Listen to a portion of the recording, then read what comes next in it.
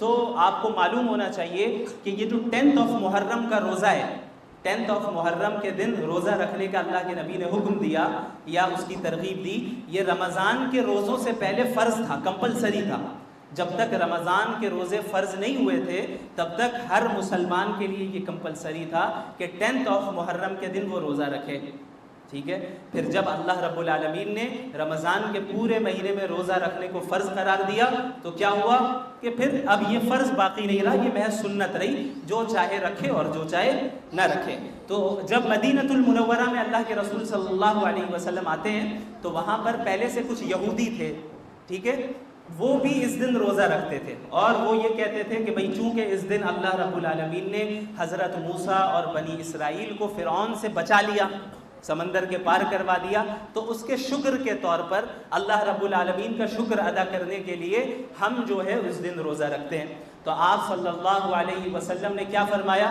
انہوں نے فرمایا کہ حضرت موسیٰ کے ہم زیادہ مستحق ہیں، یعنی حضرت موسیٰ کے اصل فالوورز کون ہیں؟ وہ تو ہم ہیں، وہ مسلمان ہیں جو حضرت موسیٰ کو بھی مانتے ہیں، حضرت عیسیٰ کو بھی مانتے ہیں، اور پروفٹ محمد صلی اللہ علیہ وسلم کو بھی مانتے ہیں، اور تمام پروفٹس کو مانتے ہیں۔ ایک مسلمان ہر نبی ہر پروفٹ پر ایمان رکھتا ہے کہ نہیں؟ لیکن جو یہودی ہیں وہ حضرت عیسیٰ کو پروفٹ نہیں مانتے، وہ حضرت محمد صلی اللہ علیہ وسلم کو پروفٹ نہیں مانتے۔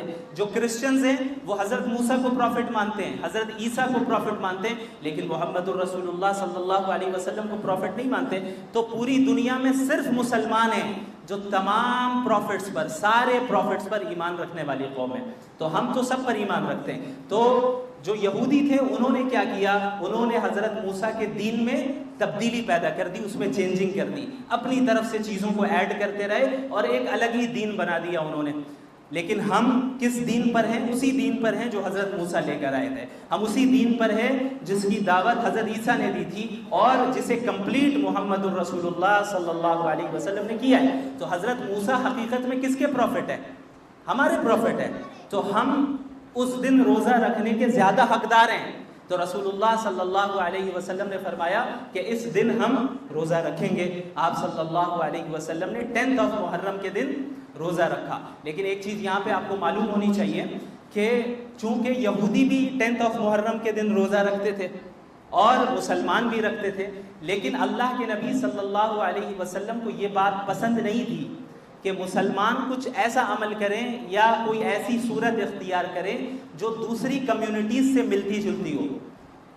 مسلمانوں کے اعمال، مسلمانوں کے افکار، مسلمانوں کے جو کام ہوتے ہیں، ایکشنز ہوتے ہیں، وہ اس طرح کے ہونے چاہیے جو انہیں دوسرے کمیونٹیز سے ڈفرینشیٹ کرنا ہمارے لیے آسان ہو جائے کہ ہاں بھائی دیکھ کے سمجھ میں آ جائے یہ مسلمان ہے۔ مسلمان وہ کام نہیں کرتا جو یہودی کرتے ہیں، مسلمان وہ کام نہیں کرتا جو کرسچنز کرتے ہیں یا کوئی اور کرتا ہے۔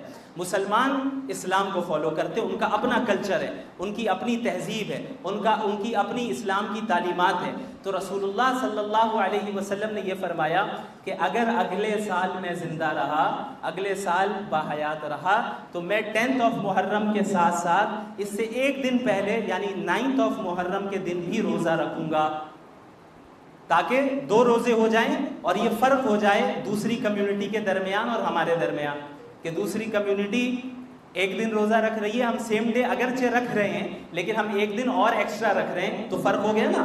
ہم 2 دن رکھ رہے ہیں، دوسرے کتنے دن رکھ رہے ہیں؟ 1 دن رکھ رہے ہیں۔